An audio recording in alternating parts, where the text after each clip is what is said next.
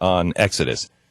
And I would just ask the Jewish people that happen to listen to us to take this into consideration. I believe Hollywood tried to buy your support or buy your forgiveness on what was done to Moses by adding imagery in there of the Holocaust. If you look at this movie and, you've studied the Holocaust, I guess a lot of Christians may not be as sensitive to this, but I think that Jews will be. I'm watching this, and several times it could have been old German films or Allied films where we came in and we freed the prison camps of the burning bodies, of the bodies stacked in wheelbarrows and in carts, of the way they were treating the Jews, Pharaoh. It was absolutely a salute to the Holocaust. It was, hey, what happened in Germany wasn't the first time. This was the first time that happened. And I think that they were trying to make that point much more than they were trying to make a point that Moses was a savior. Moses was a religious figure that needed to be respected because he was a prophet. Mm-hmm. I thought it was sickening. If I were Jewish and I believed in the prophet Moses, I would be sickened by this. This would be the most blasphemous thing I have seen. If they did this to Christ, let me just wrap it up with this. The more sympathetic character in this, you don't like any of them, except the Pharaoh. He's more sympathetic than anyone else in the movie. In fact, turns out to be the good guy in the battle between Moses and the Pharaoh. Exodus, worst movie ever on film. That's what Pat says. I think the most subversive religious film ever. Because of its subject matter, because of what it's supposed to be, or what it should be compared to what it is, that makes it the worst. Yeah, I mean there's worse movies out there, but because of what it is and and the effect that it will have, it's the worst movie ever put on film. I'd agree with you. And the good news is it's just not that great. Yeah, you that's don't walk the thing. away. It's you don't not walk good away. anyway. Yeah. If it was really a good movie, then it would be really dangerous. Yeah. But it is so lackluster. It really is. You walk out. You don't like anybody. Nobody. Except, like you said, the Pharaoh. The Pharaoh is the most likable character probably in the movie. The Pharaoh at one point, when Moses first comes back, and remember, Yul Brenner plays it like the Bible does, where he's all pompous and arrogant. No, Moses is the arrogant one. Big time. And when the Pharaoh is there, the Pharaoh is having nightmares, and he comes, Moses comes back, and he meets him, and Moses comes around and puts a sword right to the Pharaoh's neck. And he's like, Moses, who do you think gave you the sword when you went out of I love you. It was my mother that made me do that. Mom's gone now. I love you. We're good. And he's sincere. Yeah. And Moses is just arrogant and an ass, and then becomes a terrorist. I mean, literally a terrorist, and that's what causes the Pharaoh to go, okay, well, I'm not even listening to him. It's crazy. For some reason, God never tells him what to do. No. God just it lets him run off on his own. He doesn't even say who sent me. Right. He says, who are you punk-ass kid? I'm sitting here up in my face to mud. I've got a broken leg and I got hit in the head with a rock. I'm hallucinating. Who no, are you got more than that. You got more than that. That's what the kid says to him. You got more than that. More than that. And I'm making some tea here on the rock. Literally, he's making tea. Is that in the script? Who are you, you punk-ass kid? Yeah. No, well, you got to ask yourself, kid, do you feel lucky? Well, do you, punk?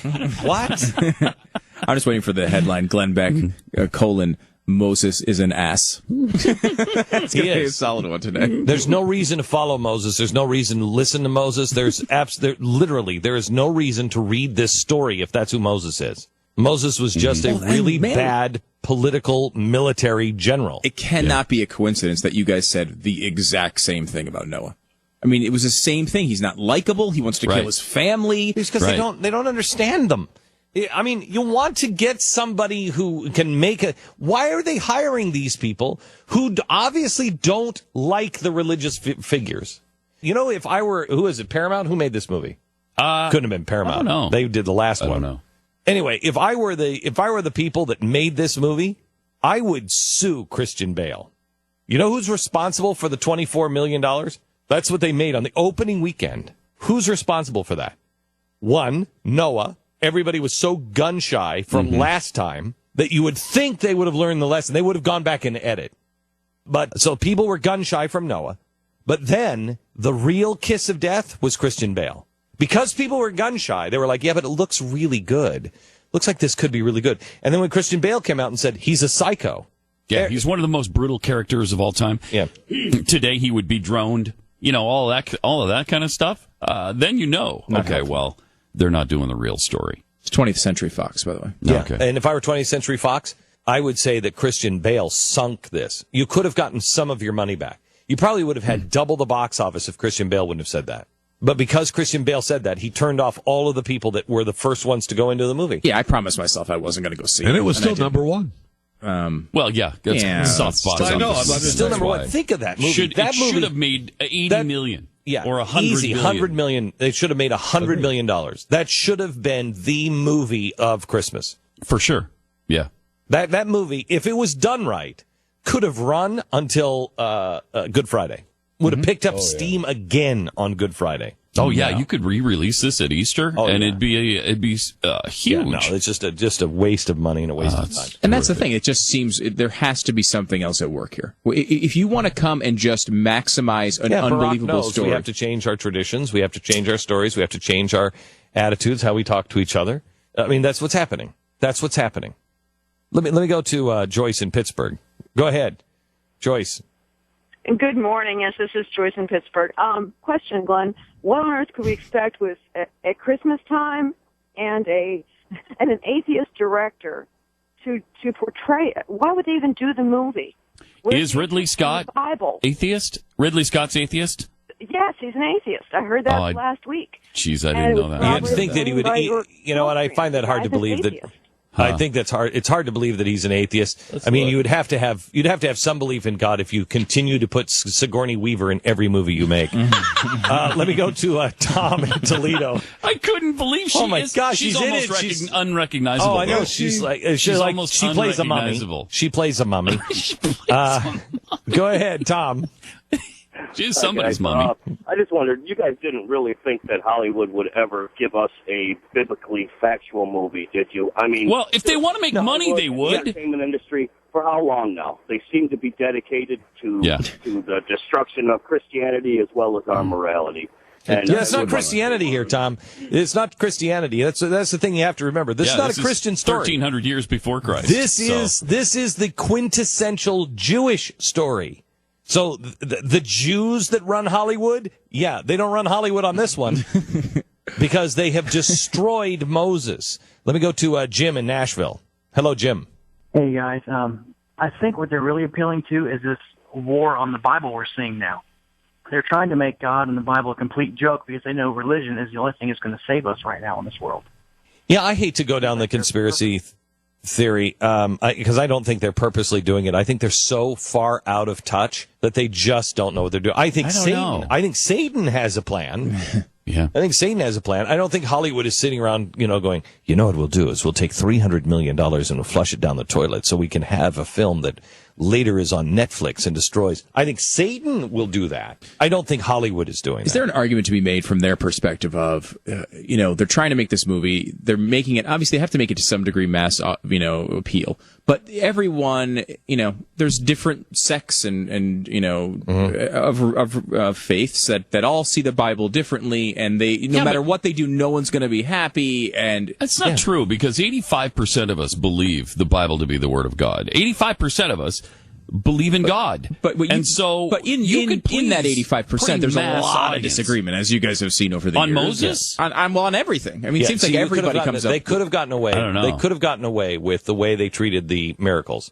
The way they treated the miracles, I was totally fine with. Because I do believe God works within his own structure. So, well, he does, but what is that? Yeah, I know that. Mm-hmm. But I'm saying we don't know. We weren't there. We could have.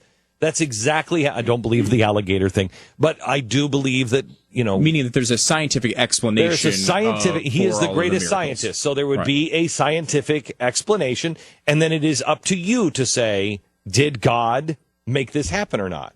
Yes, I have faith in God that he loves us and he is with us and he makes those things happen. So I could get away with that. You could also sell to me no religion. There's no scientific explanation, just pillar of fire. And that's just the wrath of God stuff. And I'll also embrace that. Which, by the way, isn't in the movie. There's no pillar of fire. There's no pillar of fire at all. There was like a sparkler. There was like at one point there was like a sparkler of lights right over the Red Sea. And I thought, remember? And I thought there's going to be the pillar of fire. And no. I kept waiting for it. There was like four sparks that, for some unexplained reason, just four sparks just shot on the other side of the Red Sea, and then that was it. You're like, So anyway. I think that you could have gotten away with what you were talking about, but that's not what they did. They slapped Moses in the face. They slapped religion and people of faith in the face. If you're going to say, I'm going to make a movie that appeals to everybody, you at least make the main character sympathetic. He's not sympathetic, nor was Noah. They were both killers. They were both psychotic. One had no excuse. The other had a rock to the head. One had rock people. The other had a rock to the head. Yeah. It's insane. It's insane. It's hostile. It's really hostile. Really nothing to see here. It's kind of like what police say after a bloody crime scene. Nothing to see here, people. Move along. Yeah. Move along. It's a really... Although they really need your money.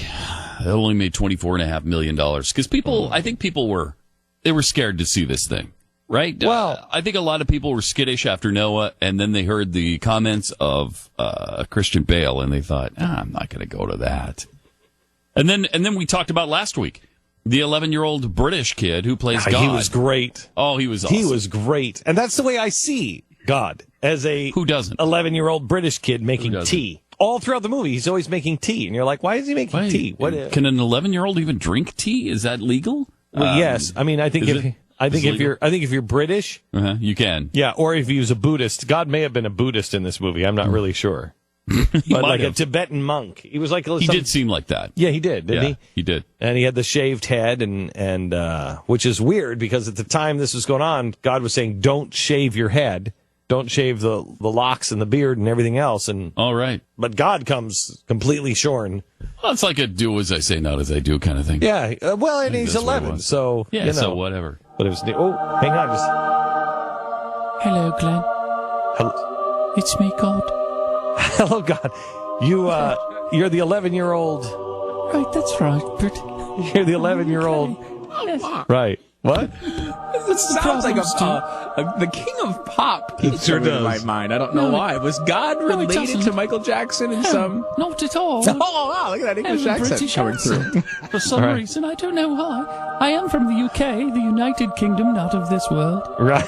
So, all right. So, but I just contacted Ridley Scott and Richard Dawkins. You did? And Stephen Hawking. Stephen Hawking. I want them to make a movie about Jesus and Christmas. Really? Yes, but without all that virgin birth stuff, all those miracles and wise men and the star and the shepherds. I want it to be believable. Right, so what exactly? Anything you know or associate with Christmas, but it's definitely going to be a salute to Christians. Right, so what would the Christmas story be without the shepherds? It's going to be about dirty people who have the face all smudgy. That's mostly it. Wait, but they're hanging out in a barn, and someone gives birth. But it's nothing unusual, really. Wouldn't that be? And it's coming to theaters everywhere. So. Right. Okay. So, all right. So you're. I don't have any more time now. I've got to get back to my kindergarten class. Your kindergarten class? You're 11 and you're in kindergarten? Are you making kindergarten? I failed a few times. Right. Are you going to make some tea now? No, I'm going to make hot chocolate. Again, I told you the movie got it wrong. I like hot chocolate. Hot chocolate. Hot chocolate. Right. A little more chocolate, please. I'm late for kindergarten. All right, we'll let you go, God. Thank you for stopping by. It's not a lot of programs will have the actual Almighty stop by. No, it's true. You know, it's really true. Man, I always thought God was not an 11-year-old kid. Thought he was probably an adult with a little bit bigger voice. Maybe that's too stereotypical. Yeah, it could be. Yeah, it's obviously they wanted to erase anything you ever associate with the actual Lord Almighty in this movie.